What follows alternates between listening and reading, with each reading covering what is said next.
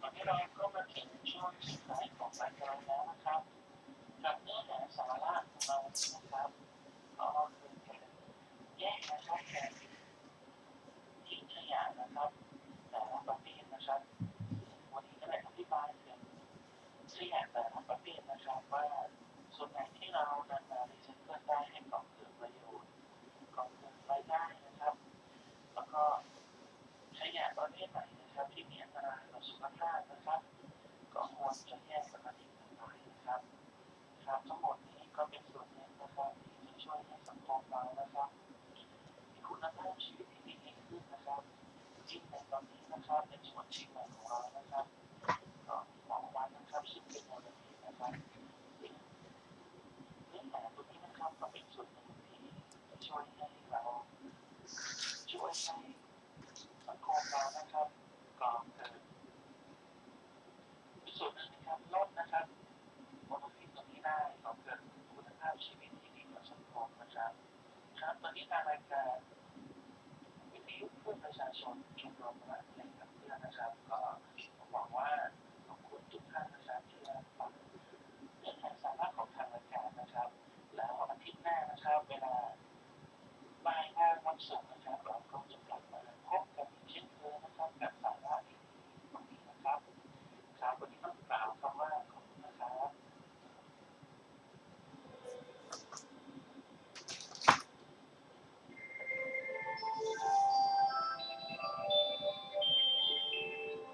ขณะนี้ท่านกำลังฟังสถานีวิทยุกระจายเสียง FM 104.5 เมกะเฮิรตซ์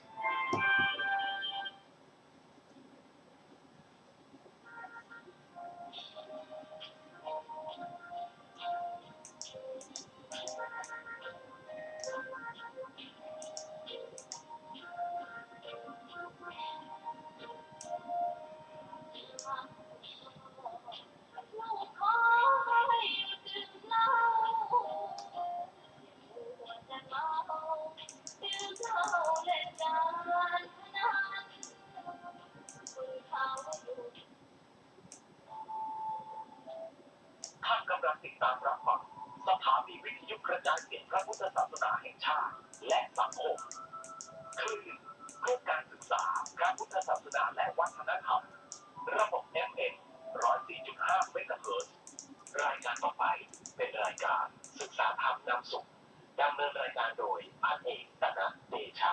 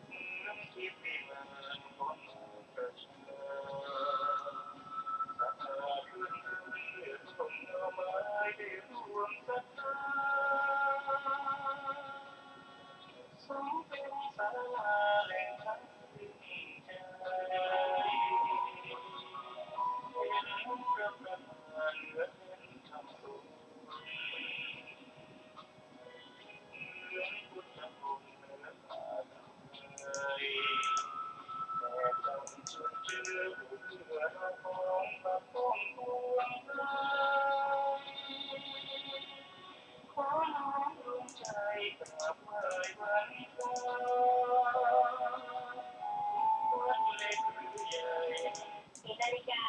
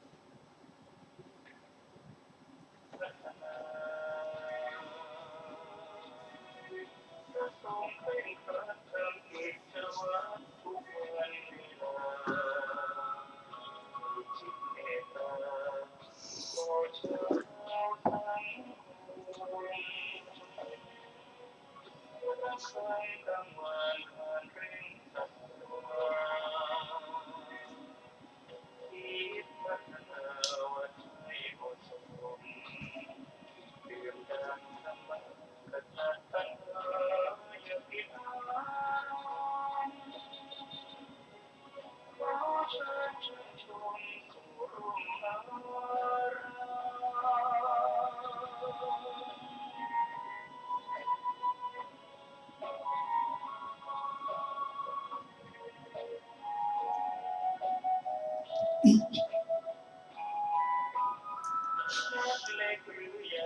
อนอบน้อมแด่พระผู้มีพระภาคเจ้าพระองค์นั้นซึ่งเป็นผู้ไกลจากกิเลสตรัสรู้ชอบได้โดยพระองค์เอง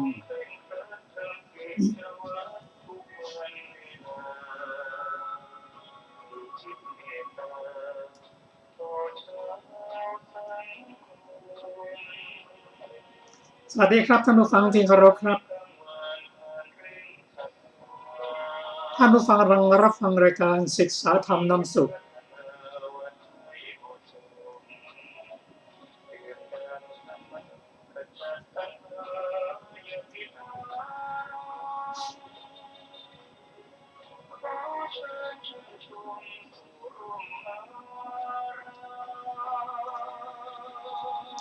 ขอนอบน้อมแด่พระผู้มีพระภาคเจ้าพระองค์นั้นซึ่งเป็นผู้ไกลจากกิเลสตรัสรู้ชอบได้โดยพระองค์เองสวัสดีครับท่านผู้ฟังที่เคารพครับท่านผู้ฟังกำลังรับฟังรายการศึกษาธรรมนำสุขมีแสดงให้ท่านผู้ฟังทุกวันเสาร์ตั้งแต่เวลา 15 นาฬิกาถึง 16 นาฬิกาดำเนินรายการโดยกระผมพันเอกธนัทเดชะวันนี้เราได้นำพระไตรปิฎกอรรถกถาเล่มที่ 30 มาศึกษากันในพระสูตรชื่อว่าปฐมเอสนาสูตรซึ่งมีอยู่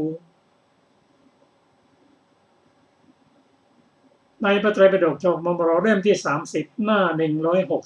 161ท่านผู้ฟังที่มีพระไตรปิฎกฉบับนี้ก็กรุณาเปิดมาศึกษาร่วมกันในปฐมเอสนาสูตรเป็นพระสูตรที่เกี่ยวกับการแสวงหาท่านผู้ฟังที่เคารพครับพระสูตรที่เราได้ศึกษาต่อไปนี้เป็นพระสูตรที่สั้นๆเกี่ยวกับการเจริญอริยมรรคมีองค์ 8ซึ่งสามารถที่จะทำให้เราได้รู้ถึงความเป็นจริงต่างๆวันนี้เราจะมาศึกษากันถึงเรื่องการแสวงหา3อย่างมีอยู่ในปฐมเอสนาสูตรแต่ผมจะนำมาศึกษาร่วมกับท่านผู้ฟังด้วยกันอ่านก่อนนะแล้วก็เรามาวิเคราะห์กันอีกทีหนึ่ง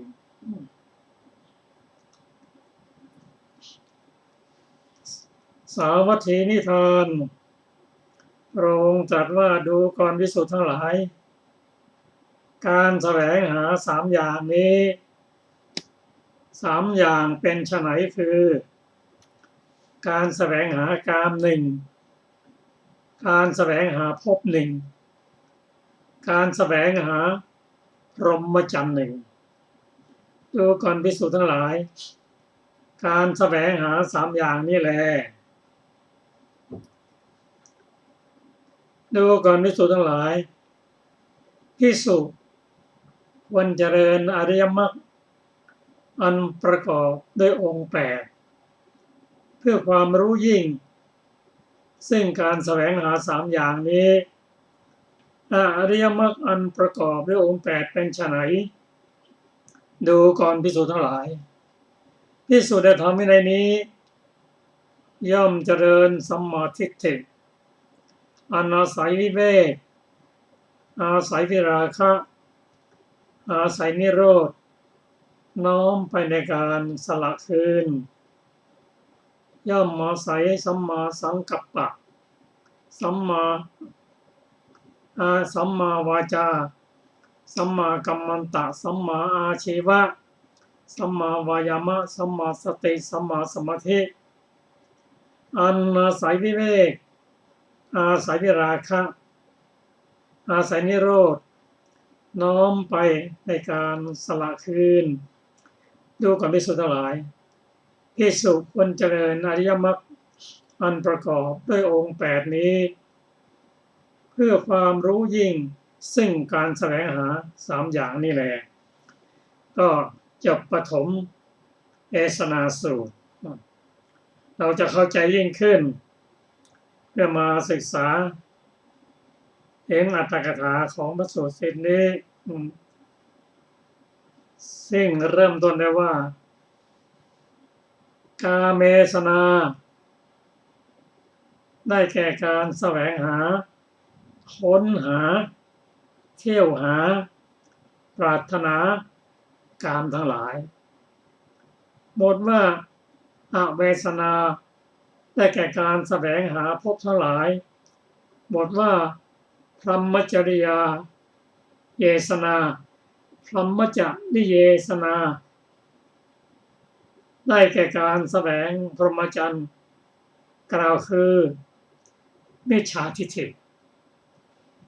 ก็จบพระสูตรนี้พร้อมด้วยอัตถกถาก็เป็นพระสูตรที่สั้นจริงแต่มีความหมายสุขุมลุ่มลึกต้องฟังบ่อยๆศึกษาบ่อยๆนี่แสดงว่าก่อนสมัยพระพุทธศาสนาของเรานั้น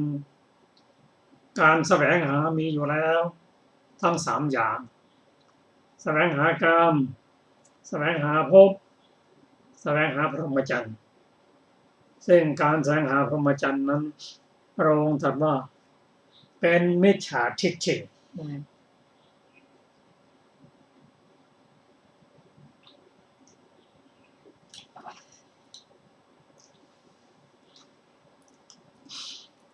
เราจะมาเริ่มต้นด้วยการศึกษา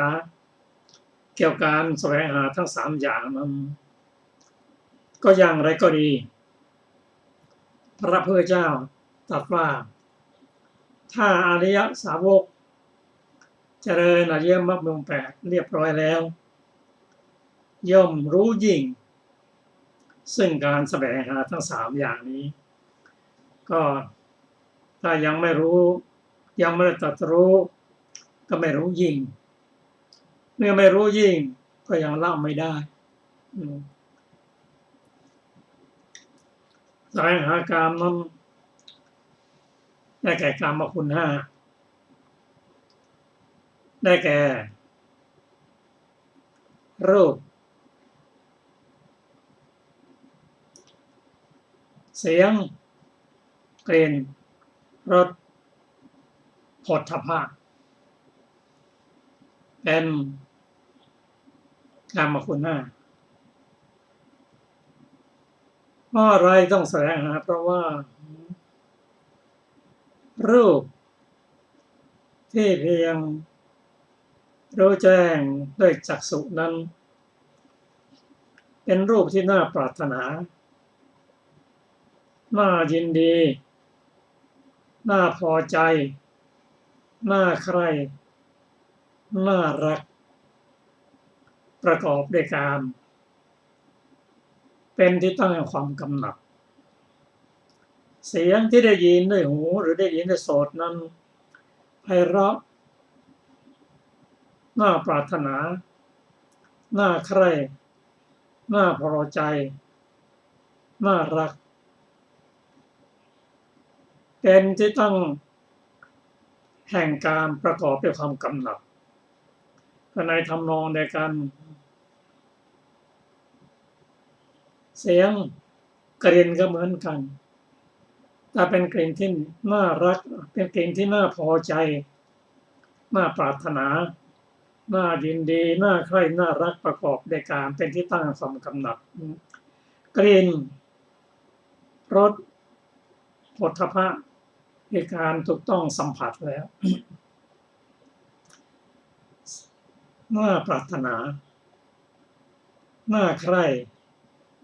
น่าพอใจน่ารักประกอบด้วยการเป็นที่ตั้งของความกำหนัดอันนี้แหละ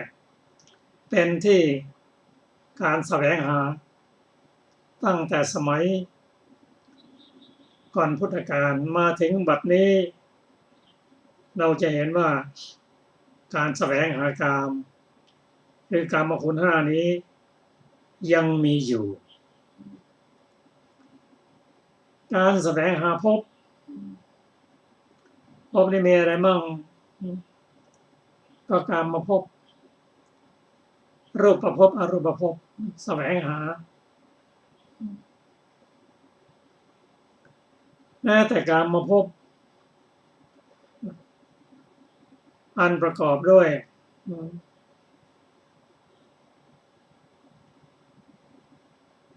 ที่แสวงหานะที่ประกอบอยู่ด้วยก็คือมนุษย์และเทวดา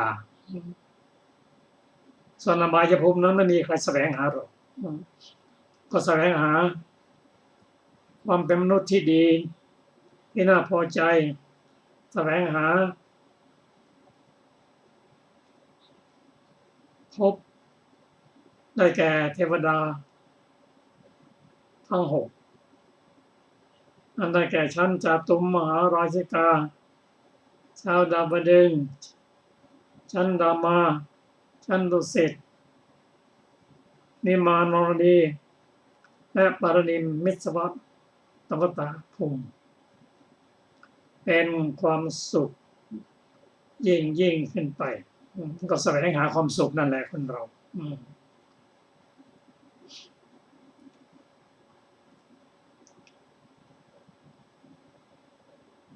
สำหรับรูปภพ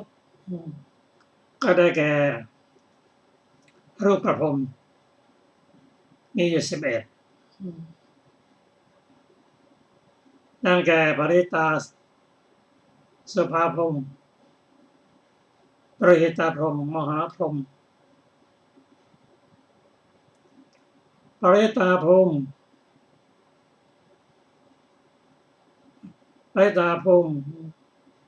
อัปปนานาพรหมและพรหมที่สวยงามคืออภัสราพรหมปริตาสุภาพรหมอัปปมาณสุภาพรหมและสุภาคินหาพรหมแสวงหาแม้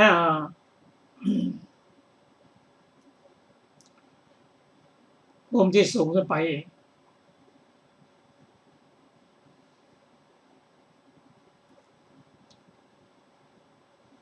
ได้แก่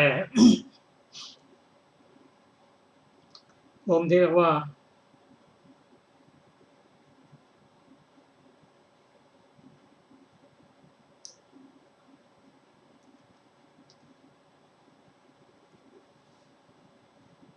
เกหพลาภูมิไกลขึ้นไป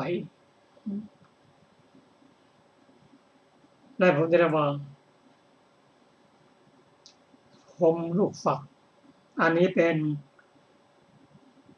รูปของผมส่วนรูปนั้นได้แก่1อากาสานัญจายตนะวิญญาณัญจายตนะอากิญจัญญายตนะเนวสัญญานาสัญญายตนะก็แสวงหาทั้งในสมัยตั้งแต่พระพุทธเจ้าอะไรในสมัยพระองค์นั้นเราเข้าไปร่วมศึกษาอยู่ด้วยจะเห็นว่าไม่ใช่เป็นการพ้นทุกข์อันที่3นั้นคือการแสวงหาพรหมจรรย์คือชีวิตที่ประเสริฐก็ทดลองกันบางคนก็ถือศีลโขมั่งศีลที่ไม่ใช่ทางให้พ้นทุกข์ก็คิดว่าพ้นทุกข์แต่แก่การทรมานต่างๆเพื่อแสวงหาชีวิตที่ประเสริฐเรียกว่าแสวงหาพรหมจรรย์ณสมัยนั้นซึ่งพระองค์ตรัสว่ายังเป็นสัมมาทิฏฐิแต่เราจะไม่รู้หรอก พระองค์ตรัสว่าถ้าเจริญอริยมรรคมีองค์8เมื่อไหร่แล้วก็จะรู้ยิ่งซึ่งแสวงหาทั้ง3อย่างนี้แหละ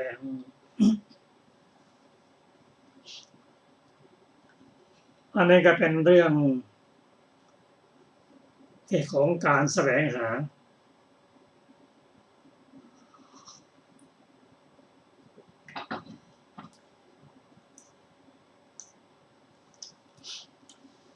ในการแสวงหาทั้ง3อย่างนี้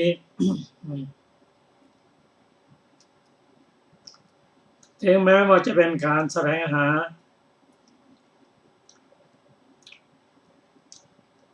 โดยการประพฤติ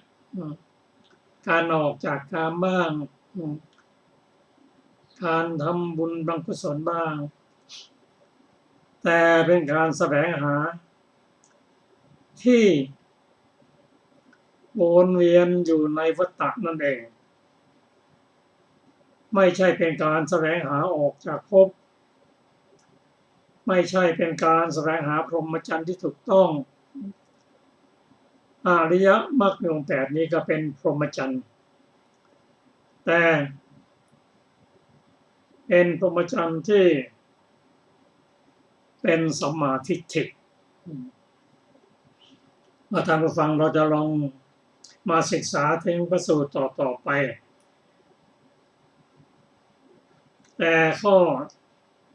น่าคิดในพระสูตรนี้ก็คือที่สูตรนี้ย่อมเจริญอริยมรรคอันประกอบด้วยองค์8อริยมรรคอันประกอบด้วยองค์8นั้นก็คือประกอบด้วยสัมมาทิฏฐิสัมมาสังกัปปะสัมมาวาจาสัมมากัมมันตะสัมมาอาชีวะสัมมาวายามะคือความเพียรสัมมาสติ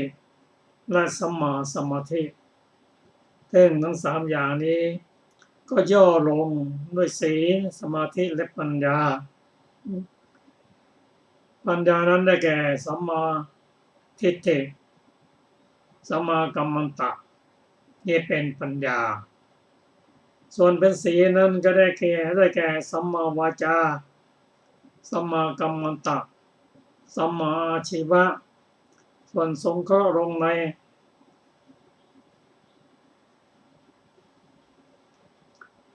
สมาธิได้แก่สัมมาวายามะสัมมาสติและสัมมาสมาธิแต่อย่างไรก็ตามการเจริญนี้พระองค์ตรัสว่าต้องอาศัยวิเวกเราเจริญสมาธิเนี่ยต้องอาศัยวิเวกนั่นก็คือความสงบของจิตเจตสิกพร้อมด้วยสติอาศัยวิราคะในการตัดกิเลส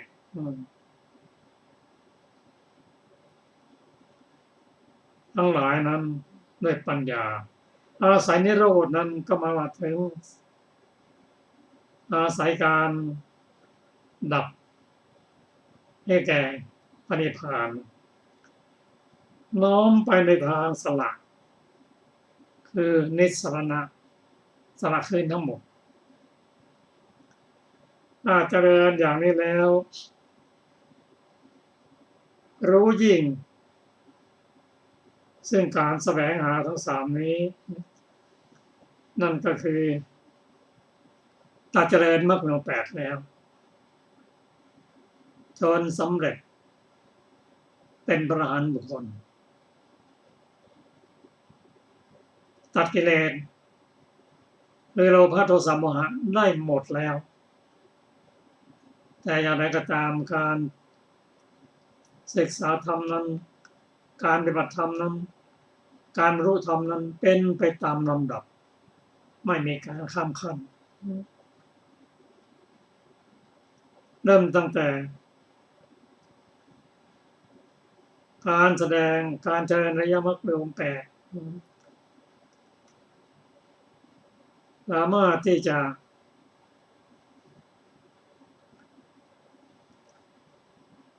ดับกิเลส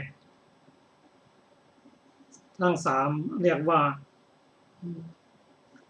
กิเลสเบื้องต้นทั้งสามนั้นได้แก่สักกายทิฏฐิศีลละสักกายทิฏฐิละศีลพรตคือศีลไม่ถูกตรงละกิเลสคือสักกายภาคือความสงสัย อันนี้เป็นการเจริญอริยมรรคซึ่งบรรลุ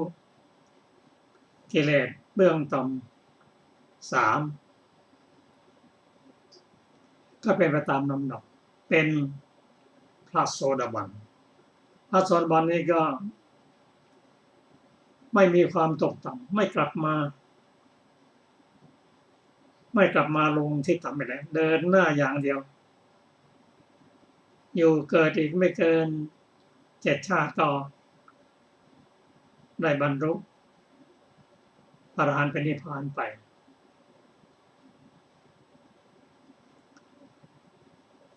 อันนี้เป็นการกำจัดสังโยชน์เบื้องต่ำสามได้ก็ไม่หยุดอยู่แค่นี้ก็ต้องก้าวไปเอ็นไปโอนไปโน้มไปสู่พระอรหันตบุคคลโน้มไปเพื่อสู่นิพพาน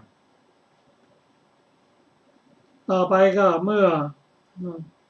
ประพฤติพรหมจรรย์ต่อไป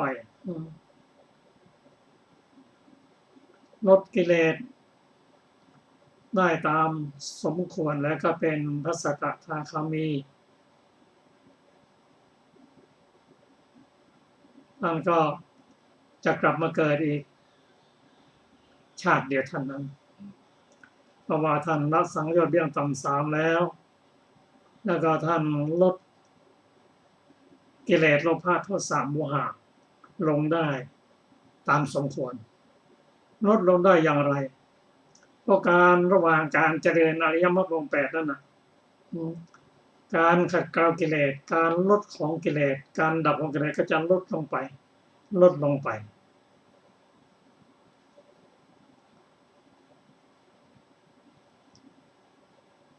ต่อไปเป็นลำดับต่อไปก็การละสังโยชน์เบื้องต่ำ5ได้แล้วจากพระอนาคาจากพระสกทาคามีเป็นพระอนาคามีลดปฏิฆะสังโยชน์คือความโกรธไม่มีละกามสังโยชน์ก็เป็นอิสระแล้วในเรื่องของกามออกจากกามแล้วถ้าเป็นบุคคลก็จะให้ภรรยาเป็นอิสระท่านก็ไม่ยุ่งแล้วกับเรียนเรียกว่าอนาคามีความไม่มีบ้านอยู่แล้วความเป็นอนาคามีนี้กระโน้มไปเอ็นไปเพื่อจะเข้าสู่ความเป็นมรรคผลไม่หยุดแล้วไม่กลับมาเกิดแล้วถ้าท่านได้ฌาน5ฌาน4แล้วก็จะไปสู่พบนิพพานในพบที่เรียกไม่กลับมาเกิดอีกแล้ว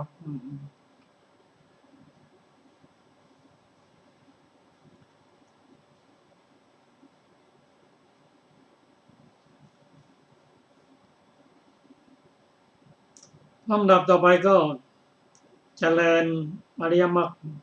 มีองค์ 8ต่อไปพนมไปเอ็นไปสู่นิพพานจนได้สำเร็จเป็นพระอรหันต์ตัดสังโยชน์เบื้องสูง5ได้หมดแล้วเบื้องต่ำ5เพิ่มเบื้องสูง5ได้แก่รูปปราคะอารูปปราคะตัดหมดแล้วไม่สนใจรูปในอารูปแล้วตัดมานะอุทธัจจะและอวิชชาได้หมดแล้ว ถ้าทำได้อย่างนี้พระองค์ตรัสว่ารู้ยิ่งซึ่งการแสวงหาแสดงว่าการแสวงหาสามอย่างนั้นไม่เอาแล้ว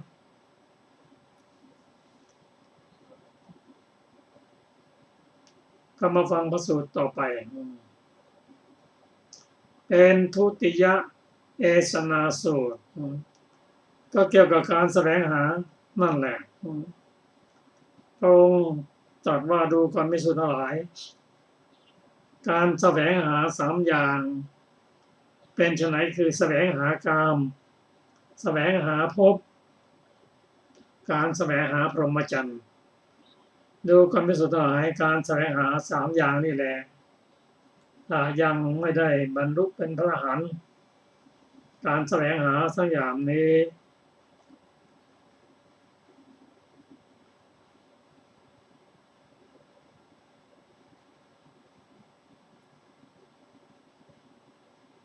ก็ยังไม่ถึงที่สุดจะต้องการเจริญมรรคองค์ 8ด้วยการกำจัดโลภะโทสะโมหะได้หมดแล้วจึงรู้ยิ่งซึ่งการแสวงหาสามอย่างนี้รู้หมดแล้วถ้าได้เป็นพระอรหันต์นั้นรู้แล้วว่าการแสวงหาสามอย่างนั้นจริงๆนั่นคืออะไร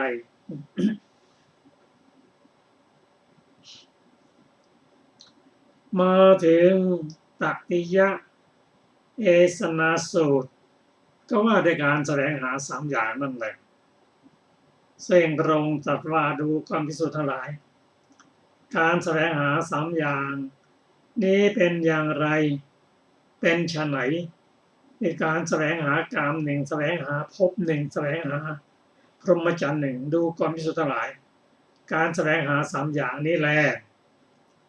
ก็มาถึงตอนนี้เราก็มาศึกษากันว่าพระสูตรที่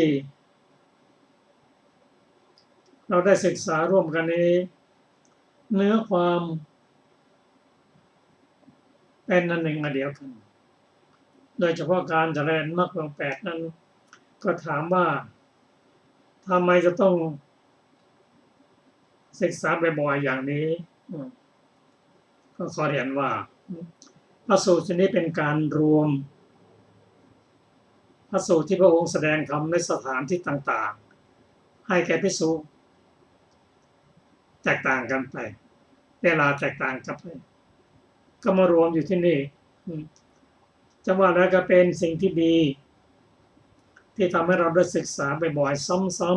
ำๆความเข้าใจของเราก็จะเพิ่มขึ้นพระสูตรนี้พระองค์ตรัสว่าภิกษุควรเจริญอริยมรรคอันประกอบด้วยองค์ 8เพื่อความรู้ยิ่งซึ่งการแสวงหาสามอย่างนี่แหละอริยมรรคอันประกอบด้วยองค์ 8นั้นเป็นไฉนดูกันภิกษุทั้งหลายภิกษุในธรรมวินัยนี้ย่อมเจริญสัมมาทิฏฐิคือเจริญปัญญาจนเกิดความเห็นที่ถูกต้องเห็นอะไรเห็นทุกข์เห็นเหตุแห่งทุกข์เห็นนิโรธคือรู้แจ้งซึ่งนิโรธเจริญอริยมรรคมี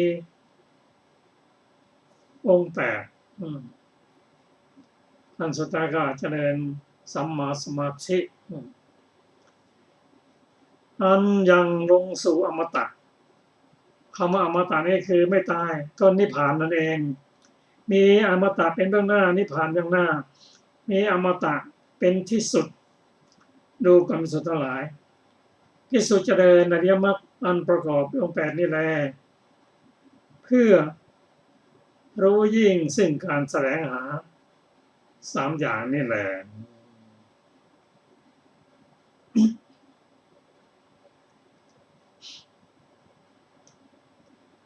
ต่อมาก็เป็น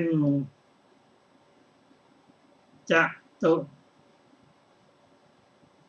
ตัฏฐะเอสนาสูตรการแสวงหาสามอย่างในพระสูตรสุดีพระองค์ตรัสแก่ภิกษุว่าการแสวงหาสามอย่างนี้เป็นไฉนคือการแสวงหากามหนึ่งแสวงหาภพหนึ่งแสวงหาพรหมจรรย์หนึ่งดูกันภิกษุทั้งหลายการแสวงหาทั้งอย่างนี้แลภิกษุควรเจริญอริยมรรคอันประกอบด้วยองค์แปดเพื่อความรู้ยิ่งของการแสวงหาทั้งสามอย่างนี้ภิกษุในธรรมนัยนี้ย่อมเจริญสัมมาทิฏฐิน้อมไปสู่นิพพานโน้มไปสู่นิพพานโอนไปสู่นิพพานเอ็นไปสู่นิพพานย่อมเจริญสัมมาสังกัปปะสัมมาวาจาสัมมากัมมันตะสัมมาอาชีวะสัมมา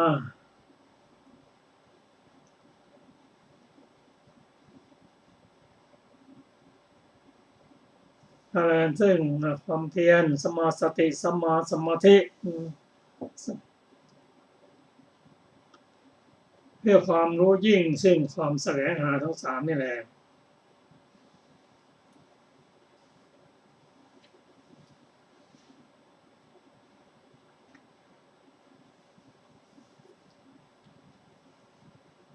ก็ในปัญจเอสนาสูตรก็เช่นเดียวกันคือการแสวงหากามแสวงหาภพแสวงหาพรหมจรรย์การเวลาผ่านไปตั้งแต่ก่อนสมัยพระพุทธเจ้าบัดขึ้นมาถึงปัจจุบันนี้ก็ยังแสวงหาทั้งสามอยู่นี่แสวงหาพรหมจรรย์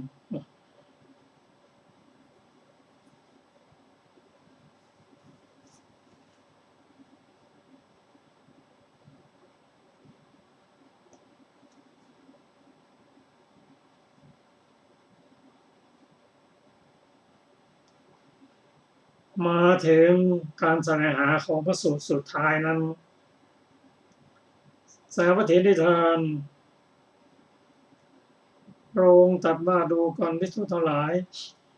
การแสวงหาสามอย่างเป็นไฉนคือการแสวงหากามการแสวงหาภพการแสวงหาพรหมจรรย์ดูก่อนภิกษุทั้งหลายการแสวงหาทั้งสามนี้แลภิกษุควรเจริญอริยมรรคอันประกอบด้วยองค์แปดเพื่อละการแสวงหาสามอย่างนี่แลอริยมรรคอันประกอบด้วยองค์แปดเป็นไฉนดูก่อนภิกษุทั้งหลายภิกษุธรรมในนี้ย่อมเจริญสัมมาทิฏฐิอาศัยวิเวกอาศัยวิราคะอาศัยนิโรธโน้มไปในการสละคืนย่อมอาศัยสัมมาวาจาสัมมากัมมันตะสัมมาอาชีวะสัมมาวายามะสัมมาสติสัมมาสมาธิอาศัยวิเวกอาศัยวิราคะอาศัยนิโรธน้อมไปในการสละคืนคำว่าวิราคะอาศัยวิเวกก็คืออาศัยความสงบการพัฒนาจิตพร้อมด้วยสติอาศัยวิราคะคือการตัดกิเลสอาศัยนิโรธคือนิพพานน้อมไปทางสละคืนคือนิสสรณะถ้าปฏิบัติอย่างนี้เพื่อละการแสวงหาสามอย่างนี่แหละก็เป็นการจบพระสูตรว่าด้วยการแสวงหา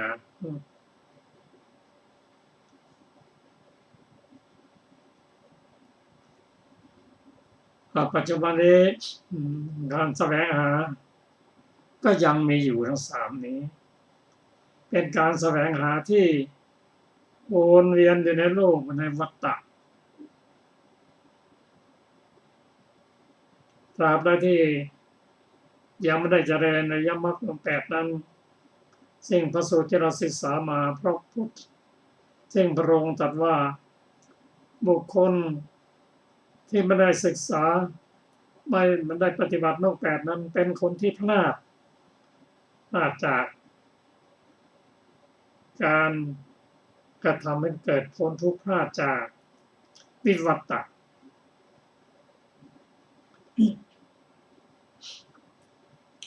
กลับเรามาศึกษาถึงการเจริญอริยมรรคแล้วทำให้ผู้ที่เจริญอริยมรรคองค์แปดสำเร็จแล้วคือเป็นพระอรหันต์แล้วท่านละการแสวงหาทั้งสามอย่างได้แล้วที่ได้มาถึงนิทาสูตรคือการถือตัวสามอย่างอสูตรจุดนี้พระองค์กล่าวถึงการถือตัวสามอย่างนี้คือถือตัวว่าเราประเสริฐกว่าเขาเราเสมอเขาเราเลวกว่าเขาพระองค์ตรัสว่าเป็นการถือตัวสามอย่างนี่แหละ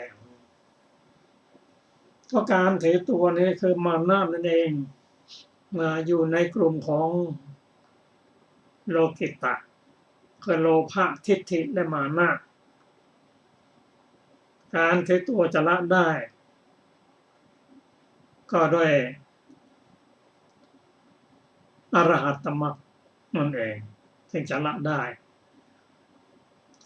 คือความเป็นผู้เป็นพระอรหันต์นั้น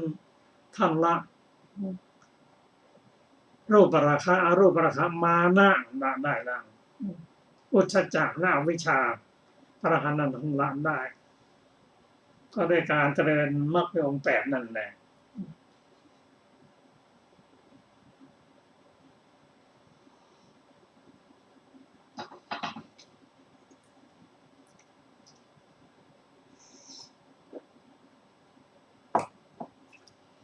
การเจริญเนี่ย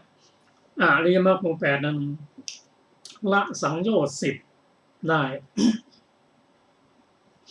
เป็นไปตามลำดับเมื่อเราได้ศึกษามา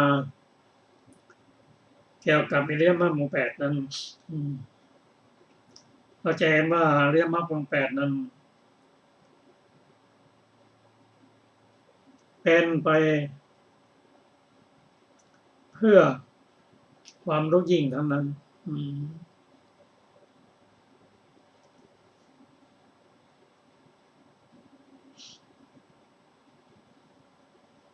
ครับเราจะมาศึกษากันถึงพระสูตรนี้ซึ่งพระองค์ตรัสว่ามานะคือการถือตัวนั้นมี3อย่างคือเราประเสริฐกว่าเขาเราดีกว่าเขาเราเสมอเขาไม่ต่ำกว่าเขาเราเสมอเขาเวลามาถึงเราเร็วกว่าเขา3อย่างนี้เป็นการถือตัวซึ่งพระผู้เป็นเจ้าตรัสว่าภิกษุควรเจริญอริยมรรคอันประกอบด้วยองค์8เพื่อรู้ยิ่งเพื่อกำหนดรู้เพื่อความสิ้นไปเพื่อละการถือตัว3อย่างนี้แลอริยมรรคอันประกอบด้วยองค์8เป็นไฉนดูก่อนภิกษุทั้งหลายภิกษุในธรรมในนี้ย่อมเจริญสัมมาทิฏฐิอาศัยวิเวกอาศัยวิราคะอาศัยนิโรธน้อมไปในการสละคืนย่อมเจริญสัมมาสังกัปปะสัมมาวาจาสัมมากัมมันตะสัมมาอาชีวะสัมมาวายามะสัมมาสติสัมมาสมาธิและอาศัยวิเวกอาศัยวิราคะอาศัยนิโรธน้อมไปในการสละคืนภิกษุเจริญอริยมรรคองค์8นี้เพื่อความรู้ยิ่งเพื่อกำหนดรู้เพื่อความสิ้นไปในการถือตัว3อย่างนี้แหละนี่ก็จบวิชาสูตรที่9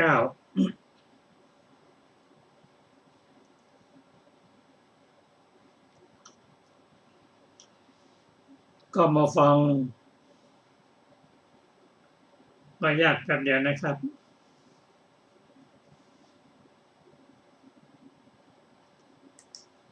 โอ้บ่อยก็มาฟังอรรถกถาของวิทาสูตรวิทาได้แก่ส่วนแห่งมานะหรือการตั้งไว้ซึ่งมานะบทว่าเสยโยหัมมสมีติวิทาได้แก่ส่วนแห่งมานะหรือการตั้งไว้ซึ่งมานะอย่างนี้ว่าเราเป็นผู้ประเสริฐกว่าเขาเราเสมอเขาหรือเราด้อยกว่าเขาเป็นต้นอริยมรรคองค์ 8นั้นละมานะได้อริยมรรคองค์ 8นั้นละอาสวะได้มาฟังอาสวะสูตรพระองค์ตรัสว่าดูก่อนภิกษุทั้งหลายอาสวะ3อย่างนี้3อย่างเป็นไฉนคือกามาสวะภวาสวะอวิชชาสวะดูก่อนภิกษุทั้งหลายอาสวะ3อย่างนี้ภิกษุควรเจริญอริยมรรคอันประกอบด้วยองค์ 8เพื่อรู้ยิ่งเพื่อกำหนดรู้เพื่อความสิ้นไปแห่งอาสวะ3อย่างนี่แหละภิกษุควรเจริญอริยมรรคอันประกอบด้วยองค์ 8อาสวะบางแห่งนั้นกล่าวถึงอาสวะ4คือทิฏฐุสวะด้วยแต่ถ้าละอาสวะ3อย่างนี้ได้ก็ทิฏฐิก็เป็นละได้แล้ว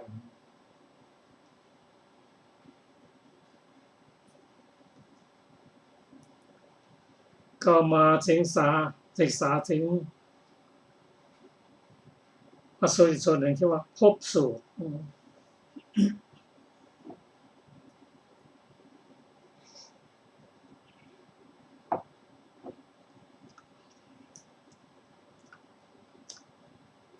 ก็ภพที่เราศึกษากันนี้เป็นภพ3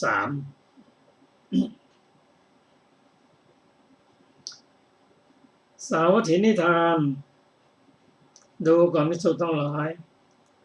ภพ3อย่างนี้3อย่างเป็นไฉนคือกามภพ1รูปภพ1อรูปภพ1ในกามภพนั้นประกอบด้วย11คือภพเรื่องต่ำ4อันได้แก่นรกเดรัจฉานเปรตอสุรกายเป็นอบายภูมิเป็นภพที่ต่ำกว่ามนุษย์แต่มนุษย์สามารถที่จะลงไปได้ถ้าประมาทเป็นภพที่ต่ำกว่ามนุษย์ถัดขึ้นสูงขึ้นมาหน่อยก็คือมนุษย์นี่ก็เป็นภพที่อยู่ตรงกลางเป็นภพที่พระอริยบุคคลออกไปเป็นภพที่ปรารถนาความเป็นอริยะปรารถนาที่จะพ้นจากมัตตะก็ต้องลงมาปฏิบัติที่มนุษยภูมินี่แหละเพราะฉะนั้นมนุษยภูมินี้จึงเป็นภูมิที่อยู่กึ่งกลางสามารถที่จะเดินในสูงก็ได้ต่ำก็ได้สูงจนไหนจนเป็นความเป็นพระอรหันต์บุคคลนั่นแหละก็มนุษยภูมินี้ที่บุคคลปรารถนาที่จะลงมาเพื่อจะมาศึกษาพระพุทธเจ้าท่านก็มาอุบัติในมนุษยภูมินี่แหละพระเจ้าจักรพรรดิและปัจเจกพุทธลงมาที่นี่หมดเป็นภพที่มีการศึกษามีทั้งทุกข์ทั้งสุขอยู่ที่นี่หมดกล้าหาญที่สุด ดีที่สุดเลวที่สุดก็อยู่ในมนุษย์นี้เองอายุก็สูงที่สุดต่ำก็ต่ำที่สุดสูงก็ไปถึง100,000 ปีนะต่ำสุดก็10 ปีในหว่างนี่แหละไม่ไปไหนแต่ผู้ที่ปรารถนาจะเป็นพระพุทธเจ้าพระองค์ก็ต้องพิจารณาถึงอายุของมนุษย์ด้วยถ้าอายุต่ำกว่า100ก็พระองค์ก็ไม่อุบัติลงมาเพราะอะไรมาต่ำกว่า100แล้วสอนยากกิเลสมากถ้าเกินกว่านั้นไปก็ไม่รู้จักทุกข์สอนทุกข์เขาก็ไม่เข้าใจเพราะฉะนั้นภพภูมิของมนุษย์นั้นจึงเป็นภพภูมิที่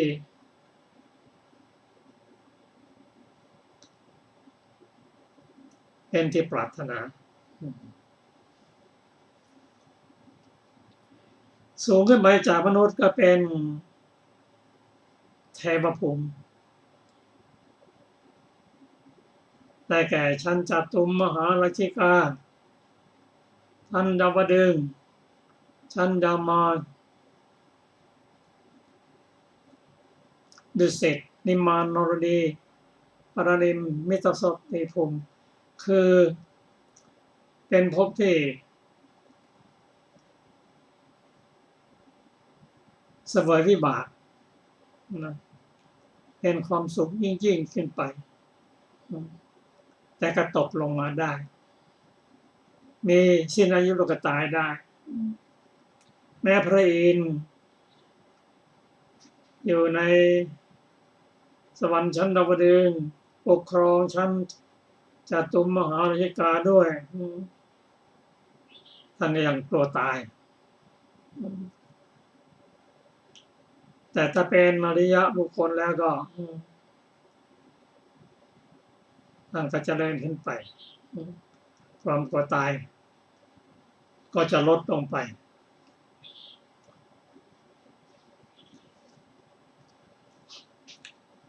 อันนี้ก็เป็นปรารถนาที่ปรารถนากามปรารถนากามก็อยู่เนี่ยอยู่ใน11ภพภูมินะเป็นกามภูมิภพต่อไปก็เป็นรูปภพมันพูดได้แก่เจริญฌานได้แก่ปฐมฌานจนถึงปัญจมฌานเส้นชีวิตไปก็ไปเกิดเป็นรูปประพรหมมีอยู่11ชั้นด้วยกันได้แก่อะไรมั่ง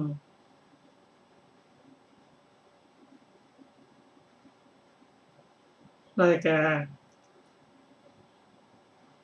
ปริตสุภาภูมิปรหิตาภูมิมหาพรหมนาภูมิปริตาภาภูมินะอัปมานาภูมิอภัสราภูมิปริตะสุภาภูมิปริตะอัปมานสุภาภูมิและอวิหาและสุภากินหาภูมิสูงขึ้นไปได้แก่เวหปราภูมิและ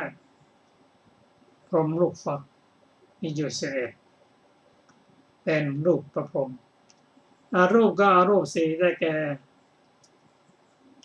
อากาสานัญจาโดยพิจารณาอากาศที่ไม่มีสิ้นสุดวิญญาณัญจายตนะภูมิพิจารณาถึงวิญญาณไม่มีที่สิ้นสุดอากิญจัญญายตนะภูมินิดหน่อยก็ไม่มีเนวสัญญานาสัญญาภูมิจะว่ามีสัญญาก็ใช่ไม่มีสัญญาก็ไม่ใช่ก็ปรารถนาอยู่เนี่ยภูมิต่าง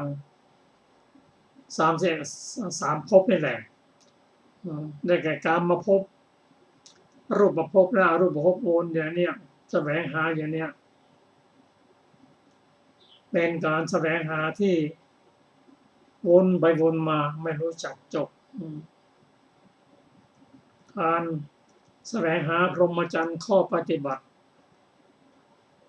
ก็มาไทยถ้าไม่ใช่เป็นสัมมาทิฏฐิแล้วก็เป็นมิจฉาทิฏฐิหมดก็วนอย่างนี้นี่เองเพราะฉะนั้นองค์ตรัสว่าภิกษุควรเจริญอริยมรรคอันประกอบองค์8เพื่อกำหนดรู้เพื่อความสิ้นไปเพื่อละ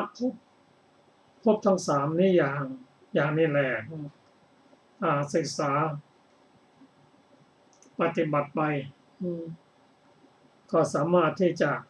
ละภพทั้ง3อย่างนี้แต่ถ้าไม่ศึกษาก็วนเวียนอยู่นี้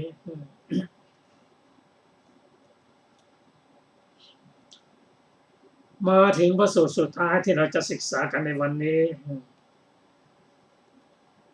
ว่าด้วยทุกขตาสูตรความเป็นทุกข์3สาวัตถินิทานดูก่อนภิกษุทั้งหลายความเป็นทุกข์3อย่างนี้3อย่างเป็นไฉนคือ ความเป็นทุกข์เกิดจากความไม่สบายกาย